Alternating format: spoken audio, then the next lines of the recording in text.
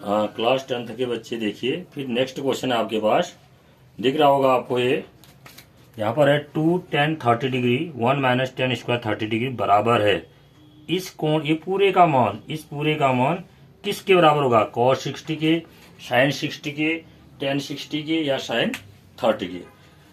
तो इसको हम कैलकुलेट करने के लिए, इसका ये किसके बराबर इसका मान होगा ज्ञात करने के लिए हमने सबसे पहले क्या किया है, ध्यान दीजिए। यहाँ पर हमने ज्ञात किया है tan 30 डिग्री का मान। tan 30 डिग्री का मान कितना होता है? 1/√3। कोणों का मान याद होना चाहिए।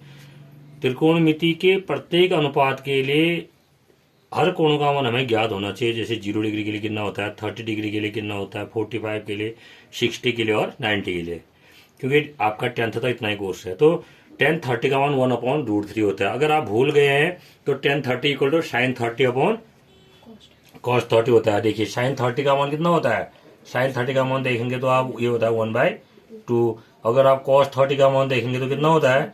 √3/2 होता है। फिर अगर हम tan 30 का मान निकालेंगे तो क्या होगा? tan 30 sin 30/cos 30 करेंगे तो sin 30/cos 30 यानी कि 1/2/√3/2। 2 से 2 कट जाएगा, क्या बचेगा? 1/√3।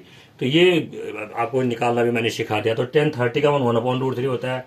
अब इस प्रश्न में आपने देखा होगा tan स्क्वायर 30 भी है, तो इसलिए हमने tan स्क्वायर 30 भी निकाल दिया। इसका मान कितना होगा?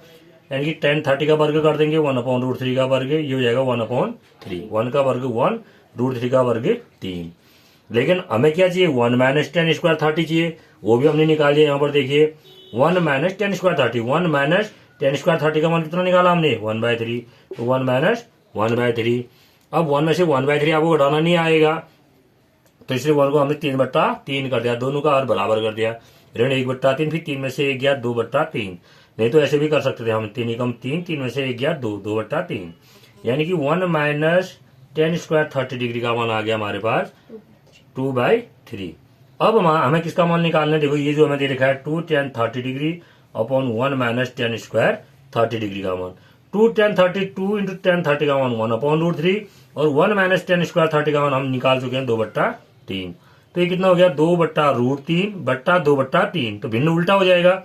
आपको बता रखा है मैंने क्या, अगर a/b हो बट्टा c/d हो तो ये क्या हो जाता है? a/b गुणा d/c हो जाता है। तो वही यहाँ भी हुआ, 2/√3 को तो हमने ऐसे ही लिख दिया और ये उल्टा हो गया 3/2 हुआ। अब 2 से 2 कट गया, कितना बचा? 3/√3 बचा 3/√3 बचा। तो इस 3 को हमने क्या लिख दिया? √3 इंटू √3/√3। देखो इस √3 से √3 कट गया, क्या बचा? √3। यानी कि हमारा उत्तर कितना आया? √3। किसका मान आया? √3। 2 tan square 30 degree upon 1 minus tan square 30 degree का मान √3 आया। अब √3 किसका मान होता है? tan 60 डिग्री का। यहाँ पर जो दे रखे हैं इनमें से किसका मान है? √3 tan 30 का है, यानी कि tan 60 डिग्री का मान होता है। और tan 60 डिग्री विकल्प सी में दे रखा है। तो यानी कि 2 tan 30 degree upon 1 minus tan square 30 degree equal to tan 60 degree. यानी कि हमारा कौन सा विकल्प सही है? सी विकल्प सही है। तो इस तरह से हम इस प्रश्न को हल करेंगे। ध्यानपूर्वक देखेंगे, बहुत सरल प्रश्न है बेटा। ठीक हो गया? ओके।